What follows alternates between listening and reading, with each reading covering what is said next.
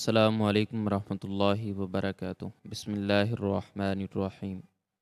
7 بہن بھائیوں کی ذمہ داری ادا کرنے کے بعد بالآخر 40 سال بعد شفقت وطن واپس لوٹا، لیکن یہ دیکھ کر اس کا دل پھٹ گیا کہ بھابھیاں آپس میں سرگوشیاں کر رہی تھیں کہ یہ مفت خور کب تک ہمارے گھر ٹھہرے گا۔ شفقت نے حسرت سے اس گھر کو دیکھا جو اس کی محنت کی کمائی سے بنا تھا۔ اگلے دن اس نے اپنا مختصر سامان اٹھایا۔ بھائیوں نے رسمی سا روکا، مگر وہ بہانہ بنا کر نکل گیا۔ ہفتے بعد اخبار میں خبر تھی، نامعلوم شخص کے لواحقین کی تلاش ہے جس نے کروڑوں کی جائیداد۔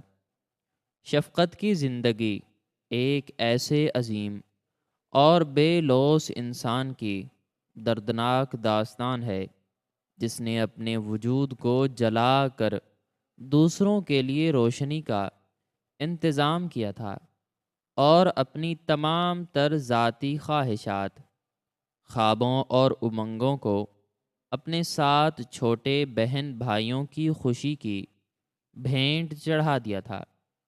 جب شفقت کے والد کا اچانک انتقال ہوا تو وہ محض 20 سال کا ایک کڑیل نوجوان تھا، جس کی آنکھوں میں اپنے روشن مستقبل کے لیے بے شمار سنہرے اور حسین خواب سجے ہوئے تھے۔ لیکن والد کے اچانک سائے کے اٹھ جانے نے اس کے نازک کندھوں پر ایک پورے کنبے کی کفالت کا وہ بھاری اور کٹھن بوجھ ڈال دیا جس نے اسے اپنی جوانی اور اپنے تمام تر ذاتی شوق ہمیشہ کے لیے بھولنے پر مجبور کر دیا۔ اس کے 4 چھوٹے بھائی اسد، طارق، جمیل اور کامران تھے، جبکہ 3 بہنیں ندا، سائمہ اور ہنا تھیں، جو اس وقت بالکل چھوٹی اور معصوم تھیں۔ شفقت بہت اچھی طرح جانتا تھا کہ اس کے پاس اتنا سرمایہ یا کوئی ایسا مضبوط ذریعہ آمدن بالکل نہیں ہے جس سے وہ اتنے بڑے خاندان کی تن تنہا پرورش کر سکے اور اپنے تمام بہن بھائیوں کو معاشرے میں ایک باوقار اور اعلیٰ مقام دلا سکے۔ اس لیے اس نے اپنے دھڑکتے ہوئے دل پر بھاری پتھر رکھ کر پردیس جانے کا وہ کٹھن، جان لیوا اور صبر آزما فیصلہ کیا جو اس کی پوری زندگی کو ہمیشہ کے لیے بدل کر رکھنے والا تھا۔ وہ اپنا پیارا وطن، اپنی خوشبودار مٹی اور اپنی بوڑھی روتی ہوئی ماں کو روتا بلکتا چھوڑ کر ایک انتہائی انجان اور پرائے ملک کی طرف روانہ ہو گیا، جہاں نہ کوئی اس کا اپنا تھا اور نہ ہی کوئی اسے جاننے یا پہچاننے والا تھا۔ پردیس میں شفقت نے جو دکھ، جو تکالیف اور جو کٹھن مشقتیں سہیں، ان کا محض تصور کر کے بھی کسی بھی حساس انسان کی روح کانپ اٹھتی ہے۔ اس نے تپتے ہوئے بے رحم صحراؤں میں جلتی اور جھلسا دینے والی دھوپ کے نیچے انتہائی سخت اور مشقت طلب مزدوریاں کی۔ سردیوں کی خون جما دینے والی طویل راتوں میں بغیر کسی گرم لباس کے ٹھٹھرتے ہوئے پہرے داریاں کی، اور اپنے پیٹ پر پتھر باندھ کر ایک ایک پیسہ جمع کیا تاکہ اس کے بہن بھائی پیچھے وطن میں کسی بھی نعمت یا خوشی سے محروم نہ رہ جائیں۔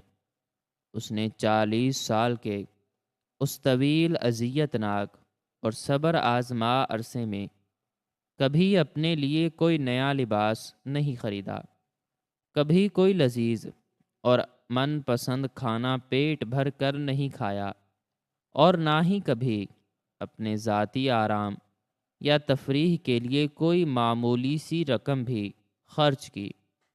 اس کی ہر حلال کمائی کا ایک ایک قطرہ سیدھا اس کے وطن میں اس کے خاندان تک پہنچتا تھا۔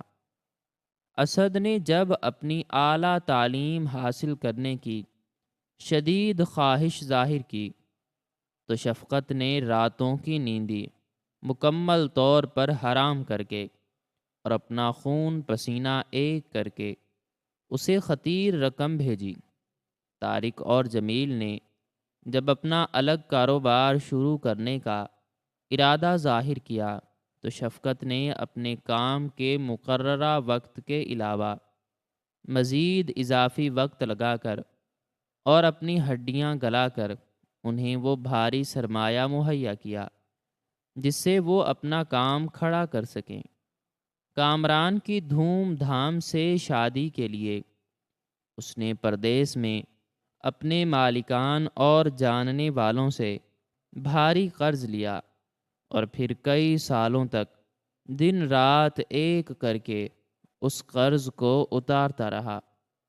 اپنی تینوں بہنوں ندا، سائمہ اور ہنا کی شادیاں اس نے اتنی شان و شوکت اور اتنے بھاری جہیز کے ساتھ کیں کہ پورے علاقے میں ان کی سخاوت کی مثالیں دی جاتی تھیں۔ اس نے اپنی تمام زندگی کی حلال کمائی اپنے بھائیوں کے نام منتقل کر دی تھی تاکہ وہ اس رقم سے شہر کے سب سے پوش اور مہنگے علاقے میں ایک انتہائی عالیشان اور پرتعیش گھر تعمیر کر سکیں۔ شفقت نے خود تو پردیس کے ایک چھوٹے سے تاریک اور بدبودار کمرے میں اپنی پوری جوانی اور زندگی گزار دی تھی، لیکن اس نے اپنے بھائیوں کے لیے وہ شاندار محل بنوایا تھا جس میں ہر طرح کی جدید اور آرام دہ سہولیات موجود تھیں۔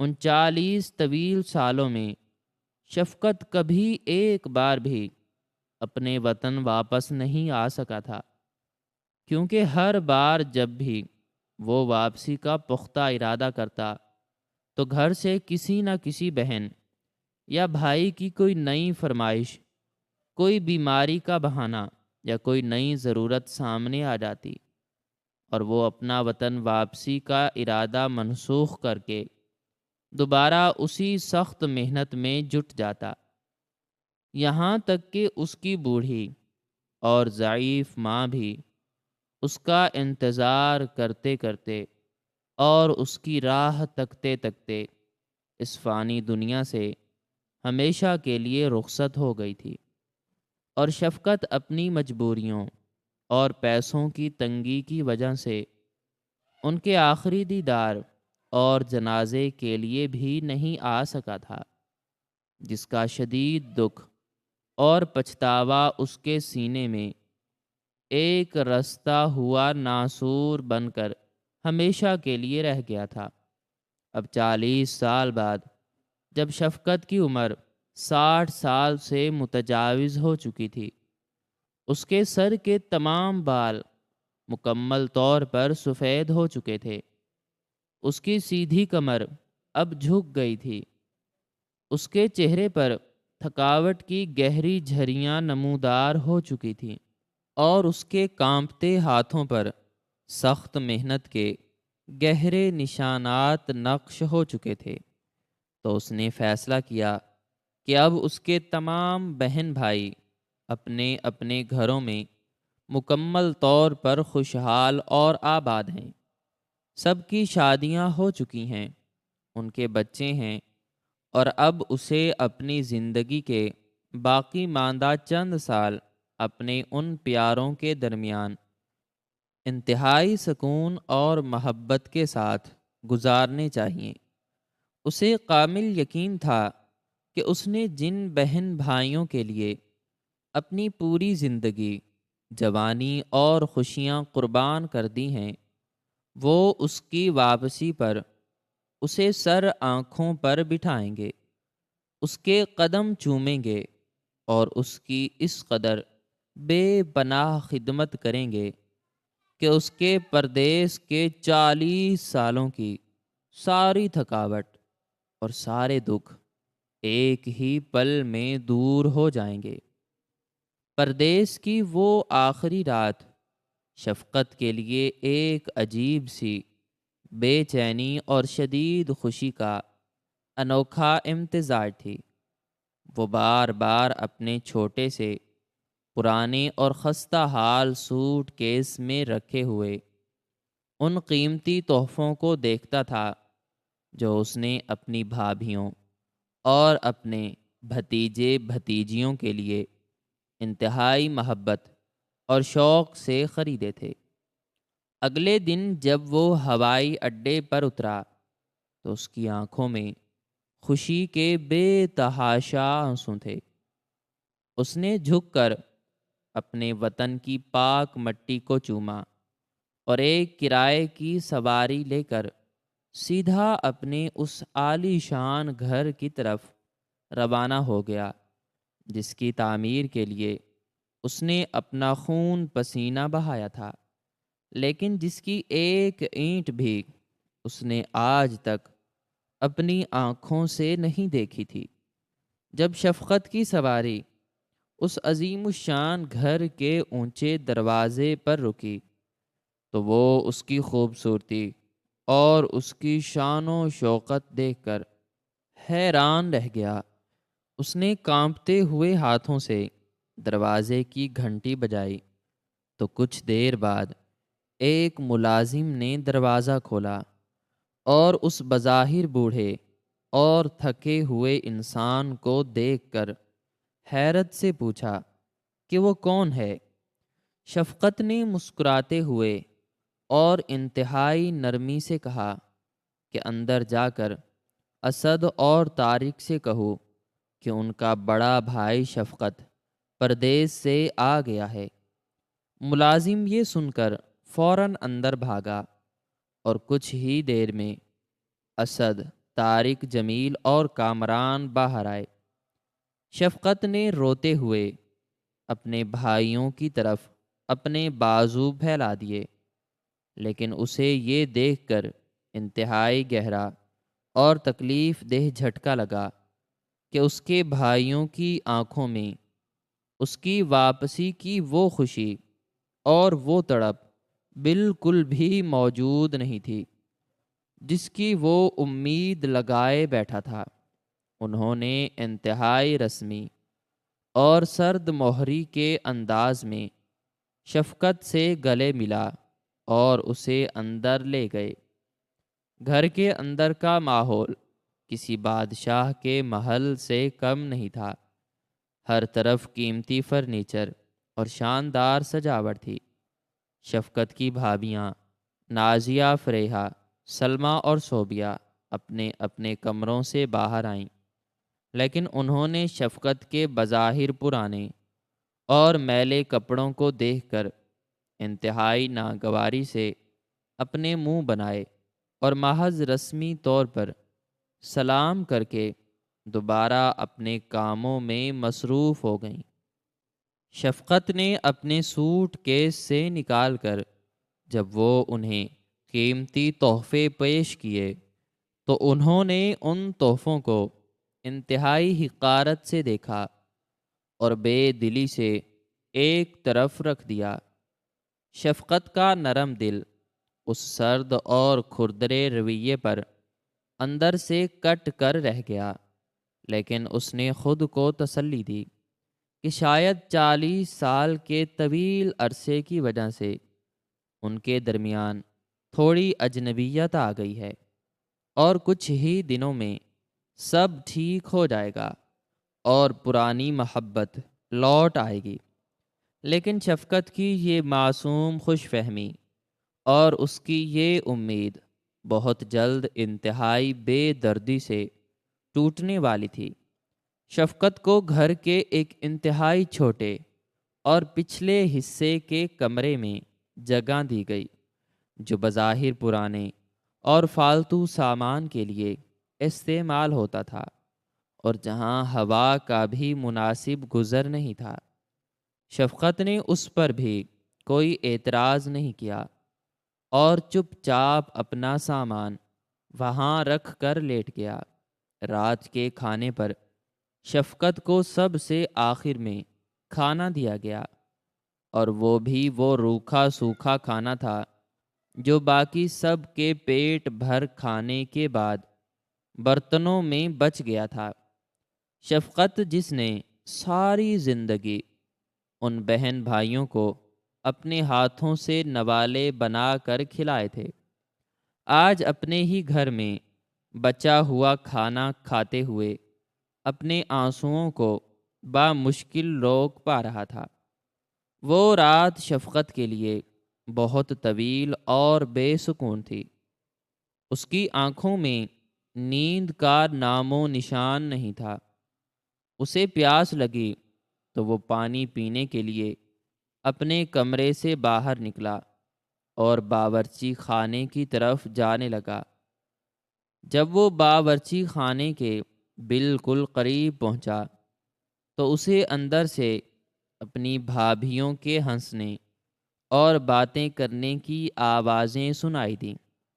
شفقت وہیں دیوار کے ساتھ رک گیا، لیکن جو زہریلے الفاظ اس کے کانوں میں پڑے انہوں نے اس کے پیروں تلے سے زمین پوری طرح کھینچ لی اور اس کے نازک دل کو کسی تیز دھار خنجر کی طرح چیر کر رکھ دیا۔ اسد کی بیوی نازیہ انتہائی تلخ اور طنزیہ آواز میں کہہ رہی تھی کہ پتہ نہیں یہ بوڑھا مفت خور کب تک ہمارے گھر میں ڈیرے ڈالے رکھے گا۔ اسے کیا ضرورت تھی یہاں واپس آنے کی؟ وہیں پڑا رہتا پردیس میں۔ اب کیا ہم ساری زندگی اس کی خدمت کرتے رہیں گے اور اس کے نخرے اٹھاتے رہیں گے؟ اس کی بات سن کر طارق کی بیوی فریحہ نے جواب دیا کہ بالکل صحیح کہہ رہی ہو تم نازیہ، ہمارے اپنے اخراجات اتنے زیادہ ہیں اور اب اس بوڑھے کا بوجھ بھی ہمارے سر آ گیا ہے۔ اس نے ہمیں دیا ہی کیا ہے؟ جو کچھ ہم نے کمایا ہے وہ ہمارے اپنے شوہروں کی محنت ہے۔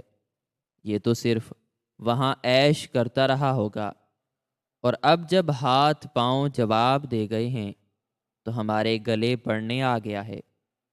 سلمیٰ اور صوبیہ نے بھی ان دونوں کی باتوں میں ہاں ملائی اور کہا کہ ہمیں کچھ ایسا کرنا ہوگا کہ یہ خود ہی تنگ آ کر یہاں سے چلا جائے۔ شفقت یہ زہریلے اور دلخراش الفاظ سن کر پتھر کا مجسمہ بن گیا۔ اس کا دماغ سن ہو چکا تھا اور اسے اپنا سانس رکتا ہوا محسوس ہو رہا تھا۔ وہ دیوار کا سہارا لے کر وہیں زمین پر بیٹھ گیا۔ اسے یاد آ رہا تھا کہ کس طرح اس نے نازیہ کی شادی کے وقت پردیس میں اپنی ہڈیاں گلا کر لاکھوں روپے بھیجے تھے تاکہ اسد اپنی بیوی کے لیے سونے کے زیورات بنوا سکے۔ اسے یاد آ رہا تھا کہ کس طرح اس نے فریحہ کے مہنگے علاج کے لیے اپنا پیٹ کاٹ کر رقم بھیجی تھی، اور آج وہی عورتیں اسے مفت خور اور بوجھ کہہ رہی تھیں۔ شفقت کو سب سے زیادہ تکلیف اس بات پر تھی کہ اس کے سگے بھائی اسد، طارق جمیل اور کامران بھی وہیں قریب بیٹھے یہ سب کچھ اپنے کانوں سے سن رہے تھے، لیکن انہوں نے اپنی بیویوں کو ایک لفظ بھی نہیں کہا اور انتہائی بے حسی کے ساتھ خاموشی سے ان کی تائید کر رہے تھے۔ شفقت کا پورا وجود اس قدر شدید دکھ، صدمے اور ٹوٹ پھوٹ سے کانپ رہا تھا کہ اس کے لیے وہاں مزید ایک لمحہ بھی کھڑا رہنا ناممکن ہو گیا تھا۔ وہ اپنے آنسوؤں کو چھپاتا ہوا انتہائی بوجھل اور لڑکھڑاتے قدموں کے ساتھ واپس اپنے اس چھوٹے سے اور حبس زدہ کمرے میں آ گیا۔ اس نے کمرے کا دروازہ اندر سے بند کیا اور وہیں فرش پر گر کر چھوٹے بچوں کی طرح دھاڑیں مار مار کر رونے لگا۔ اس نے اپنی پوری زندگی کے 40 سال اپنا خون، اپنی جوانی، اپنی خوشیاں اور اپنے تمام خواب جن لوگوں پر قربان کر دیے تھے، آج انہی خون کے رشتوں نے اسے ایک مفت خور اور ایک بوجھ قرار دے دیا تھا۔ شفقت کو محسوس ہو رہا تھا کہ جیسے اس کی پوری زندگی ایک رائے گاں اور بے معنی سفر تھا، جس کا انجام اس قدر بھیانک اور ذلت آمیز ہوگا، اس نے کبھی خواب میں بھی نہیں سوچا تھا۔ اس کا دل پھٹ رہا تھا اور اسے اس عالی شان گھر کی دیواریں اپنے اوپر گرتی ہوئی محسوس ہو رہی تھیں، جو اس نے اپنی محنت کی ایک ایک پائی جوڑ کر بنائی تھی۔ شفقت نے اسی رات ایک انتہائی کٹھن اور دل چیر دینے والا فیصلہ کیا۔ اس نے فیصلہ کیا کہ وہ جس گھر میں ایک بوجھ اور ایک مفت خور سمجھا جا رہا ہے، وہاں وہ ایک لمحہ بھی مزید نہیں گزارے گا۔ وہ اپنی عزت نفس کو ان احسان فراموش اور ظالم لوگوں کے قدموں میں نہیں روندنے دے گا۔ اس نے اپنے آنسو صاف کیے اور اپنے اس پرانے اور بوسیدہ سوٹ کیس کو دوبارہ کھولا۔ اس نے وہ چند کپڑے اور اپنا مختصر سا ذاتی سامان جو وہ اپنے ساتھ لایا تھا دوبارہ اس سوٹ کیس میں احتیاط سے رکھا۔ اس نے کمرے کے چاروں طرف ایک انتہائی حسرت بھری نگاہ ڈالی اور اس گھر کی ہر اینٹ کو خاموشی سے الوداع کہا۔ شفقت نے ساری رات جاگ کر اور اپنے رب کے حضور سجدے میں گر کر گزاری، اور فجر کی اذان کے وقت وہ مکمل طور پر تیار ہو کر اپنے کمرے سے باہر آ گیا۔ صبح کا وقت تھا اور گھر کے تمام لوگ آہستہ آہستہ اپنے کمروں سے باہر آ رہے تھے۔ شفقت کو اپنا سامان اٹھائے اور جانے کے لیے تیار دیکھ کر سب کے چہروں پر ایک لمحے کے لیے حیرت اور پھر ایک چھپی ہوئی خوشی اور اطمینان نمودار ہوا۔ اسد اور کامران نے آگے بڑھ کر ایک انتہائی جھوٹی، رسمی اور مکارانہ ہمدردی کا مظاہرہ کرتے ہوئے شفقت سے پوچھا کہ بھائی جان، آپ یہ سامان اٹھائے کہاں جا رہے ہیں؟ آپ تو ابھی کل ہی آئے ہیں، کم از کم کچھ دن تو ہمارے ساتھ گزارتے۔ آپ کو کوئی تکلیف ہوئی ہے کیا؟ شفقت نے ان کے ان جھوٹے اور بے حس چہروں کو انتہائی گہری اور خاموش نگاہوں سے دیکھا۔ اس کی آنکھوں میں نہ کوئی غصہ تھا اور نہ ہی کوئی شکایت، بس ایک انتہائی گہرا اور جان لیوا دکھ تھا جو الفاظ میں بیان نہیں کیا جا سکتا تھا۔ شفقت نے ایک انتہائی دھیمی مگر پروقار آواز میں جواب دیا کہ نہیں، مجھے یہاں کوئی تکلیف نہیں ہوئی، بس مجھے ابھی یاد آیا ہے کہ میرا ایک بہت پرانا دوست شہر کے دوسرے حصے میں رہتا ہے اور اس کی طبیعت بہت خراب ہے۔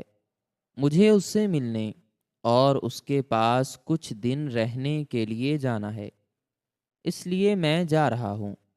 آپ لوگ اپنا خیال رکھیے گا۔ اسد، طارق، جمیل اور کامران نے اسے روکنے کی کوئی خاص اور سچی کوشش نہیں کی اور محض زبانی طور پر کہا کہ چلیں ٹھیک ہے، اگر آپ کا جانا اتنا ہی ضروری ہے تو ہم آپ کو نہیں روکتے۔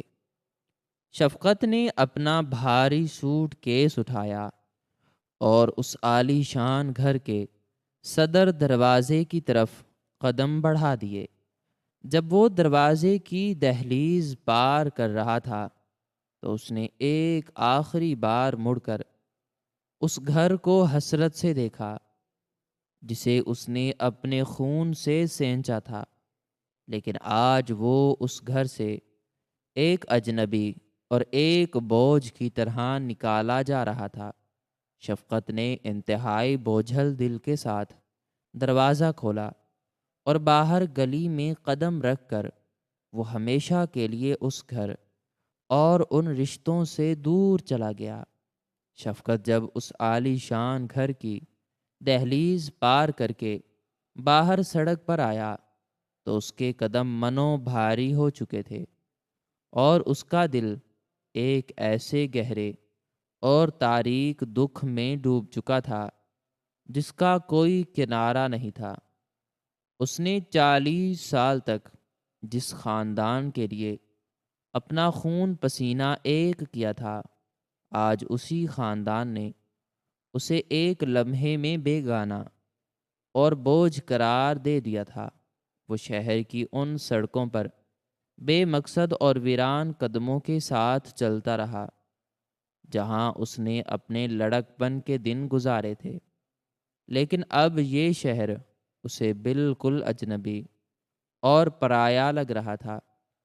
اس کی آنکھوں سے مسلسل گرم آنسو بہہ رہے تھے جو اس کے سفید افریقی دھوپ میں جلے ہوئے چہرے پر گہرے راستے بنا رہے تھے۔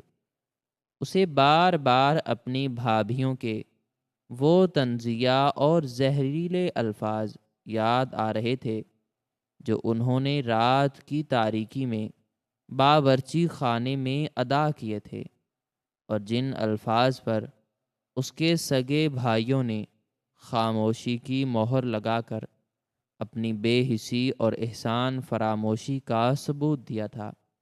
شفقت چلتے چلتے ایک پرانی اور خستہ حال سرائے میں پہنچا۔ وہاں ایک انتہائی چھوٹا، تاریک اور حبس زدہ کمرہ کرائے پر لے کر اس میں اپنے بوجھل وجود کے ساتھ گر پڑا۔ اس نے ساری زندگی پردیس کی جن سخت ترین اور جان لیوا مشقتوں میں گزاری تھی، ان کا اثر اب اس کے بوڑھے اور کمزور جسم پر تیزی سے ظاہر ہونے لگا تھا، لیکن اس کے جسم کی تکلیف اس کے دل کی تکلیف کے سامنے بالکل ہیچ اور معمولی تھی۔ اس کا دل اس قدر شدید صدمے سے دوچار تھا کہ اسے اپنے سینے میں ایک مسلسل اور تیز درد محسوس ہو رہا تھا۔ وہ کئی دن تک اس تاریک کمرے میں تنہا پڑا رہا۔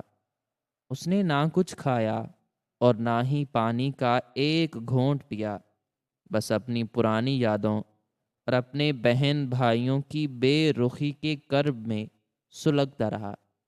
اس کی طبیعت دن بدن اور لمحہ بلمحہ تیزی سے بگڑتی جا رہی تھی، اور پھر چوتھے دن کی ایک انتہائی تاریک اور سنسان رات کو شفقت کے سینے میں ایک ایسا شدید اور جان لیوا درد اٹھا جس نے اس کے تمام اعصاب کو جکڑ لیا۔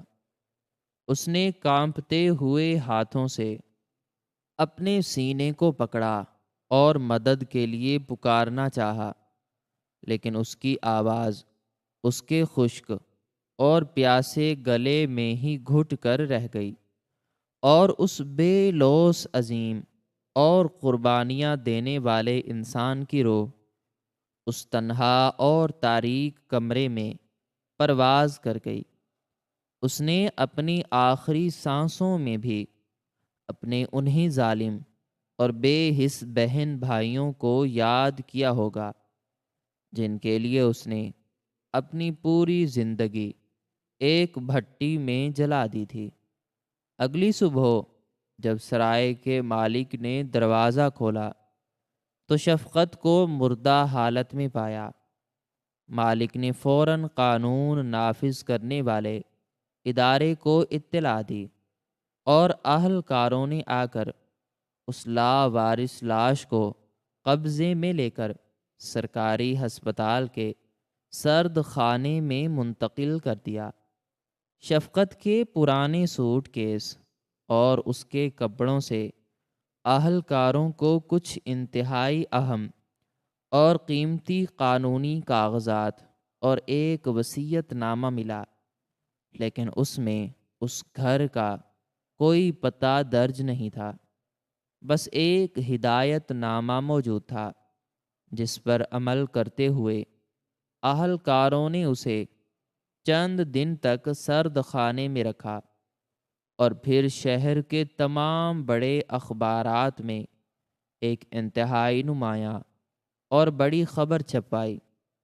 دوسری طرف شفقت کے جانے کے بعد اس کا وہ عالی شان گھر جس میں اس کے بھائی اور بھابھیاں مقیم تھے، وہاں خوشیوں اور جشن کا سماں تھا۔ اسد، طارق، جمیل اور کامران انتہائی بے حسی کے ساتھ اپنے روزمرہ کے کاموں میں مصروف ہو گئے تھے، اور ان کی بیویوں نازیہ، فریحہ، سلمیٰ اور صوبیہ نے تو باقاعدہ شکرانے کی محفل سجائی تھی کہ وہ بوجھ اور وہ مفت خور بوڑھا ان کی جان چھوڑ کر چلا گیا ہے۔ ان میں سے کسی ایک کے دل میں بھی یہ خیال نہیں آیا کہ وہ اپنے اس بڑے بھائی کی تلاش کریں یا اس کی خیریت دریافت کریں جس نے انہیں سڑکوں سے اٹھا کر محلوں کا وارث بنایا تھا۔ ایک ہفتہ اسی طرح بے حسی اور خود غرضی کے سائے میں گزر گیا۔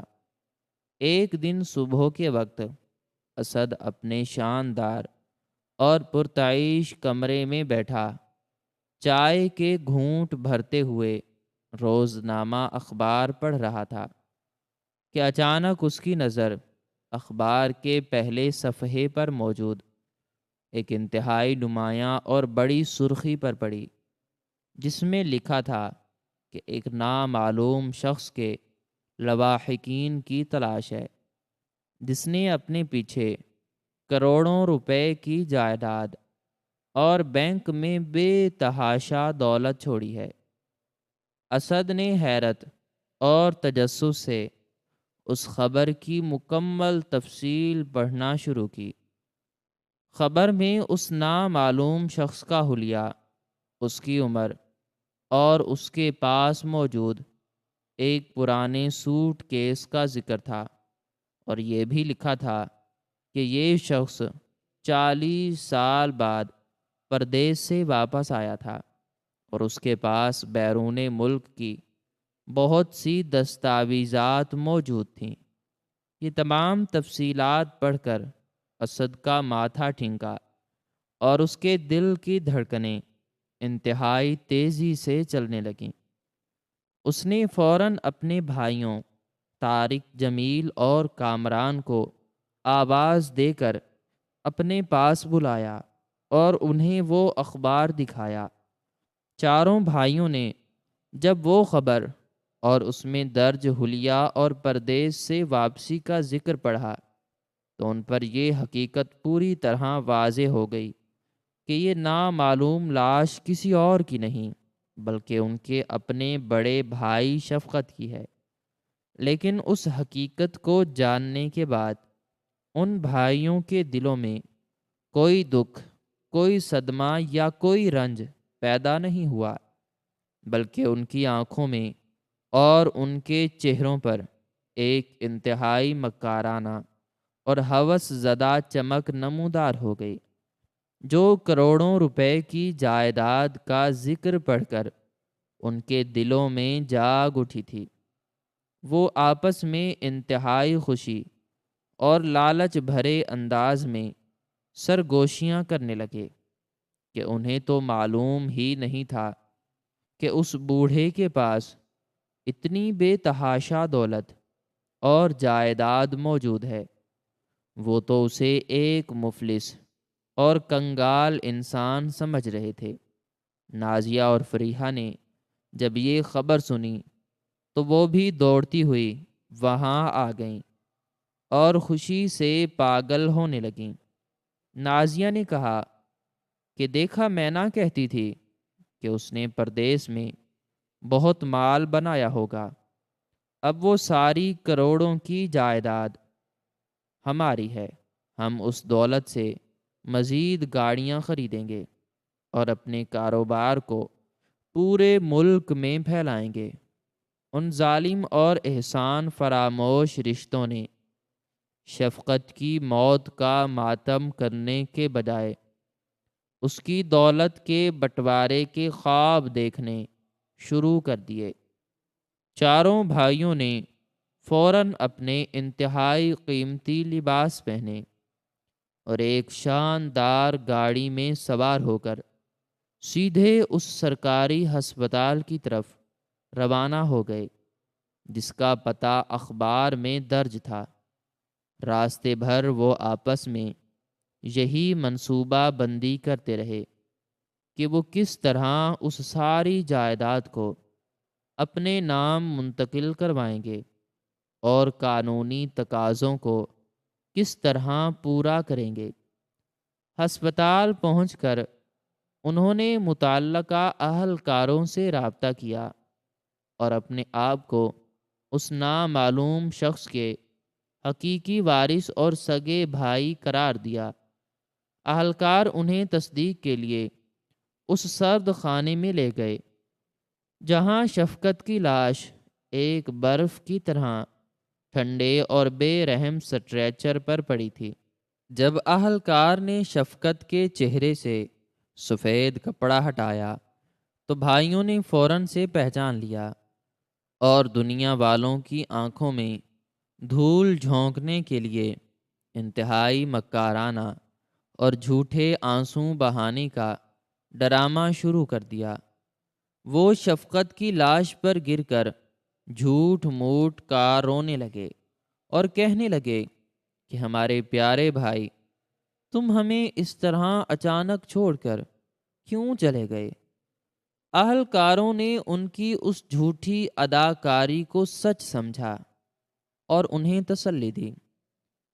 اسد نے فوراً اپنے جھوٹے آنسو صاف کیے اور اہلکار سے اس کروڑوں کی جائیداد کے کاغذات اور منتقلی کے حوالے سے بات شروع کر دی۔ اہلکار نے انہیں بتایا کہ شفقت کی لاش کے ساتھ جو کاغذات ملے تھے ان کے مطابق اس کی تمام جائیداد اور اس کی وصیت ایک انتہائی نامور اور سرکاری وکیل کے پاس محفوظ ہے، اور وہ وکیل ہی اس بات کا فیصلہ کرے گا کہ یہ دولت کس کے نام منتقل ہونی ہے۔ اہلکار نے انہیں اس وکیل کے دفتر کا پتہ اور وقت بتا دیا۔ چاروں بھائیوں نے شفقت کی لاش کو وہیں سرد خانے میں چھوڑا کیونکہ ان کے نزدیک اب اس لاش کی کوئی اہمیت باقی نہیں تھی۔ اصل اہمیت اس دولت کی تھی جو قانون دان کے دفتر میں ان کا انتظار کر رہی تھی۔ وہ دیوانہ وار اس وکیل کے دفتر پہنچے۔ وکیل ایک انتہائی سنجیدہ اور باوقار شخص تھا جس نے انہیں اپنے کمرے میں بٹھایا اور ان سے ان کی شناخت کے تمام ثبوت طلب کیے۔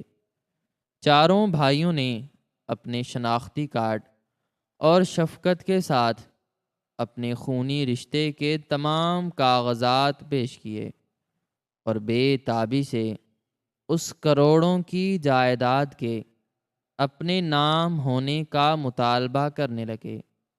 اسد نے انتہائی لالچ اور ہوس میں ڈوبی ہوئی آواز میں وکیل سے کہا کہ محترم، ہمارا بڑا بھائی شفقت وفات پا چکا ہے اور ہم ہی اس کے واحد اور حقیقی وارث ہیں، اس لیے آپ جلد از جلد اس کی تمام جائیداد اور بینک میں موجود کروڑوں کی رقم ہمارے نام منتقل کرنے کے قانونی کاغذات تیار کریں تاکہ ہم اس رقم کو اپنے استعمال میں لا سکیں۔ وکیل نے ان چاروں بھائیوں کے لالچی اور ہوس زدہ چہروں کو انتہائی گہری اور تنزیہ نگاہوں سے دیکھا، اور پھر اپنی میز کی دراز کھول کر اس میں سے ایک انتہائی پرانا اور سیل بند لفافہ نکالا۔ وکیل نے انتہائی سنجیدہ اور گرجدار آواز میں ان سے کہا کہ یہ وہ وصیت نامہ ہے جو آپ کے بڑے بھائی شفقت نے مرنے سے چند روز قبل مکمل قانونی ہوش و حواس میں اپنے دستخطوں کے ساتھ میرے پاس جمع کروایا تھا، اور مجھے سختی سے ہدایت کی تھی کہ اس وصیت نامے کو صرف اور صرف اس کی موت کے بعد اور اس کے بھائیوں کی موجودگی میں ہی کھولا اور پڑھا جائے۔ چاروں بھائیوں کی آنکھیں خوشی اور طمع سے مزید پھیل گئیں، اور ان کے دل زور زور سے دھڑکنے لگے۔ انہیں یقین تھا کہ شفقت نے اپنی وہ تمام جائیداد اپنے خون کے رشتوں یعنی ان چاروں کے نام ہی کی ہوگی۔ وکیل نے انتہائی خاموشی کے ساتھ اس لفافے کی مہر توڑی اور اس کے اندر سے ایک سفید کاغذ نکال کر اسے پڑھنا شروع کیا۔ اس کاغذ پر جو الفاظ لکھے تھے وہ شفقت کے دل کا وہ رستا ہوا خون تھا جو اس نے اپنے آخری دنوں میں بہایا تھا۔ وکیل نے پڑھنا شروع کیا: میرے نام نہاد لالچی اور بے حس بھائیوں، جب تم یہ خط سن رہے ہوگے تو میں اس فانی اور دھوکے باز دنیا سے بہت دور جا چکا ہوں گا۔ میں نے اپنی زندگی کے 40 سال اپنا خون، اپنی جوانی، اپنی نیندیں اور اپنے تمام خواب تمہاری خوشیوں کی خاطر قربان کر دیے۔ میں نے پردیس کی ان تپتی ہوئی بھٹھیوں میں جل کر جو ایک ایک پیسہ کمایا، وہ میں نے تمہارے عالی شان محلات، تمہارے کاروبار اور تمہاری بیویوں کے زیورات پر لٹا دیا۔ میں جب 40 سال بعد اپنے وطن واپس آیا تو میرا دل اس امید سے بھرا ہوا تھا کہ جن رشتوں کے لیے میں نے اپنی زندگی تباہ کی ہے وہ مجھے اپنے سینے سے لگائیں گے اور میرے دکھوں کا مرہم بنیں گے۔ لیکن جس رات میں نے باورچی خانے کے باہر کھڑے ہو کر اپنی بھابھیوں کے وہ طعنے سنے کہ میں ایک مفت خور اور ایک بوجھ ہوں، اور جس بے حسی کے ساتھ تم چاروں بھائیوں نے ان الفاظ پر اپنی خاموشی کی مہر لگائی، اس رات میرا دل جسمانی موت سے بہت پہلے ہی مر چکا تھا۔ وکیل کی آواز کمرے میں گونج رہی تھی، اور ان چاروں بھائیوں کے چہروں کا رنگ آہستہ آہستہ زرد پڑنا شروع ہو گیا تھا۔ ان کی وہ ساری خوشی اور وہ سارا لالچ اب ایک انجانے خوف اور گھبراہٹ میں تبدیل ہو رہا تھا۔ وکیل نے وصیت نامے کو آگے پڑھتے ہوئے کہا: شفقت نے مزید لکھا ہے کہ مجھے معلوم تھا کہ تم لوگوں کی محبت صرف اور صرف میری دولت کے ساتھ ہے، میرے وجود کے ساتھ نہیں۔ اس لیے میں نے جان بوجھ کر تمہیں اپنی اس کروڑوں کی جائیداد اور اس بے پناہ دولت کے بارے میں نہیں بتایا جو میں نے پردیس میں اپنے ذاتی کاروبار اور انتھک محنت سے کمائی تھی، اور جسے میں تمہارے نام کرنے کے لیے ہی وطن واپس آیا تھا۔ لیکن تمہاری بے رخی اور تمہاری احسان فراموشی نے میری آنکھیں کھول دیں اور مجھے یہ سکھا دیا کہ خون کے رشتے جب ہوس اور لالچ کی بھینٹ چڑھ جائیں تو وہ دنیا کے سب سے زہریلے سانپ بن جاتے ہیں۔ اب تم یہ جاننے کے لیے بے تاب ہوگے کہ میری یہ کروڑوں کی جائیداد کس کے نام منتقل ہوگی، تو سنو، میں نے اپنا یہ سارا سرمایہ، یہ تمام دولت اور یہ کروڑوں روپے کی جائیداد شہر کے سب سے بڑے اور غریب یتیم خانے کے نام وقف کر دی ہے، تاکہ وہ لاوارث اور بے آسرا بچے جن کا اس دنیا میں کوئی نہیں ہے، وہ اس دولت سے اپنا مستقبل سنوار سکیں اور ایک باوقار زندگی گزار سکیں۔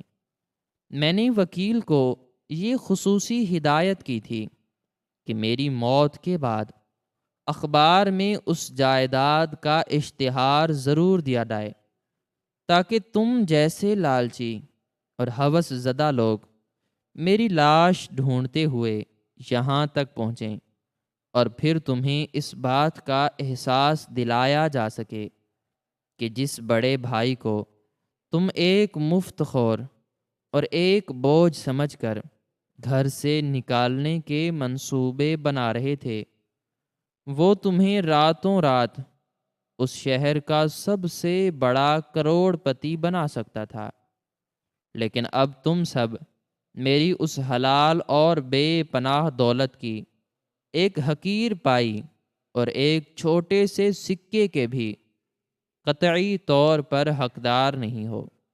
میری یہ دولت اب ان معصوم یتیموں کی ہے جو کم از کم تمہاری طرح احسان فراموش اور ظالم نہیں ہیں۔ یہ وصیت نامہ اور یہ دل چیر دینے والا راز سنتے ہی چاروں بھائیوں پر جیسے آسمان سے ایک انتہائی بھاری اور جان لیوا بجلی آ گری ہو۔ ان کے پیروں تلے سے وہ زمین مکمل طور پر غائب ہو گئی جس پر کھڑے ہو کر وہ محلات اور دولت کے خواب دیکھ رہے تھے۔ ان کا دماغ سن ہو گیا، ان کے ہاتھ پاؤں مارے صدمے اور شدید شرمندگی کے بری طرح کانپنے لگے، اور ان کے چہروں پر ذلت اور رسوائی کی ایک ایسی سیاہی مل دی گئی جسے دنیا کا کوئی پانی نہیں دھو سکتا تھا۔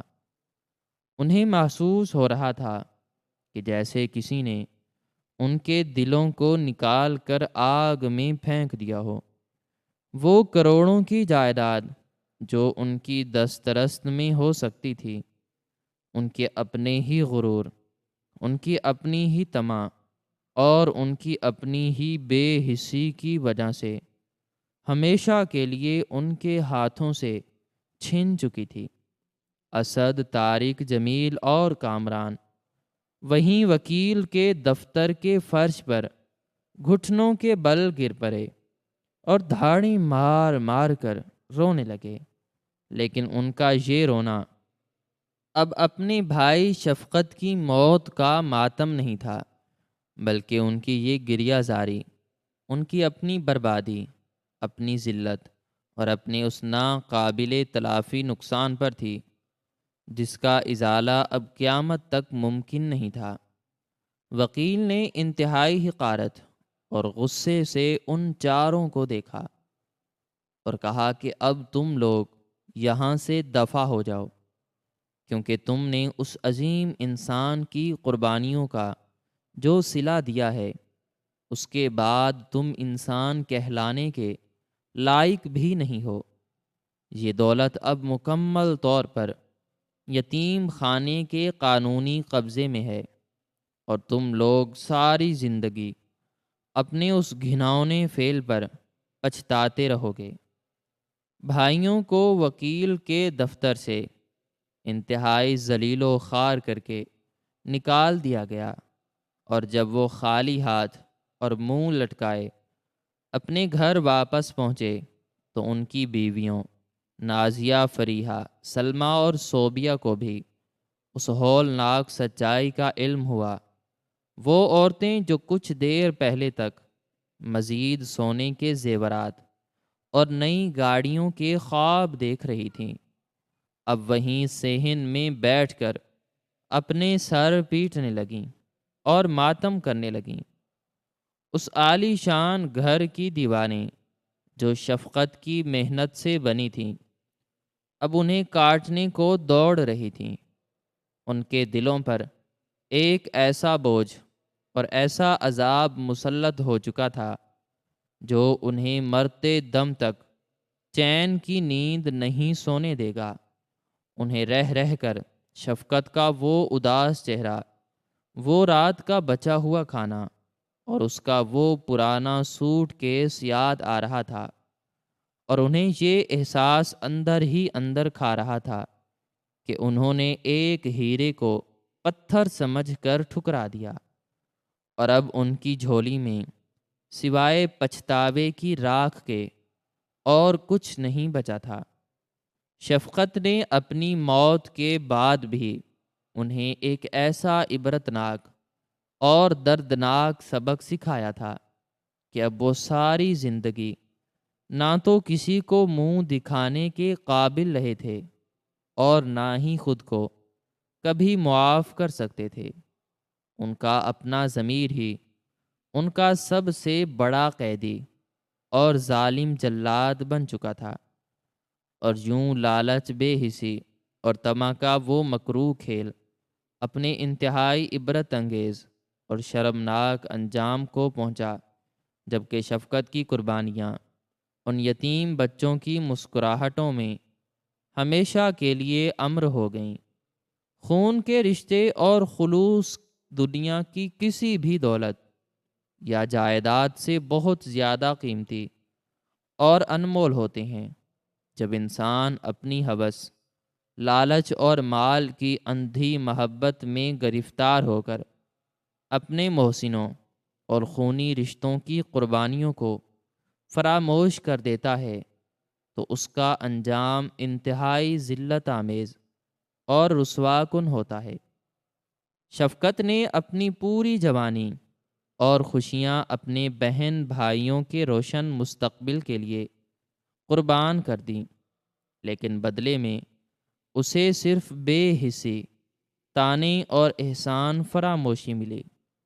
اس کہانی سے یہ واضح سبق ملتا ہے کہ ہمیں کبھی بھی کسی انسان کے ظاہری حلیے یا اس کی مفلسی کو دیکھ کر اس کی عزت اور مقام کا اندازہ نہیں لگانا چاہیے، کیونکہ بعض اوقات بظاہر خالی ہاتھ نظر آنے والے انسان کے پاس وہ کچھ ہوتا ہے جو ہماری سوچ سے بھی بالا ہوتا ہے۔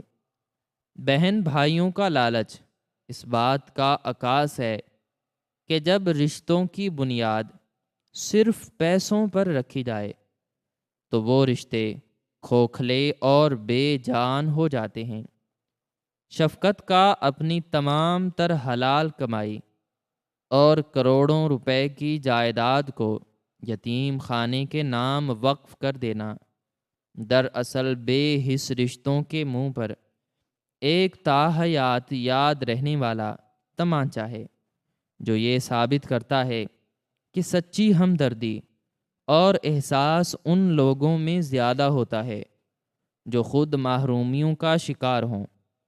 یہ کہانی ہمیں احساس دلاتی ہے کہ زندگی میں رشتوں کی قدر کرنی چاہیے اور ان کے خلوص کو کبھی بوجھ نہیں سمجھنا چاہیے، کیونکہ جو لوگ اپنے محسنوں کی قدر نہیں کرتے، قدرت انہیں ذلیل و خوار کر کے عبرت کا نشان بنا دیتی ہے، اور ان کے حصے میں سوائے تاحیات ندامت اور پچھتاوے کے کچھ نہیں آتا۔ ناظرین، ہماری آج کی یہ سٹوری آپ کو کیسی لگی؟ کمنٹ سیکشن میں اپنی رائے کا اظہار ضرور کریں، اور مزید اس طرح کی ویڈیوز دیکھنے کے لیے ویڈیو کو لائک کریں، شیئر کریں اور چینل کو سبسکرائب کرنا نہ بھولیں۔ ملتے ہیں نیکسٹ ویڈیو میں، تب تک کے لیے اپنا بہت سارا خیال رکھیں اور ہمیں اپنی پاکیزہ دعاؤں میں یاد رکھیں۔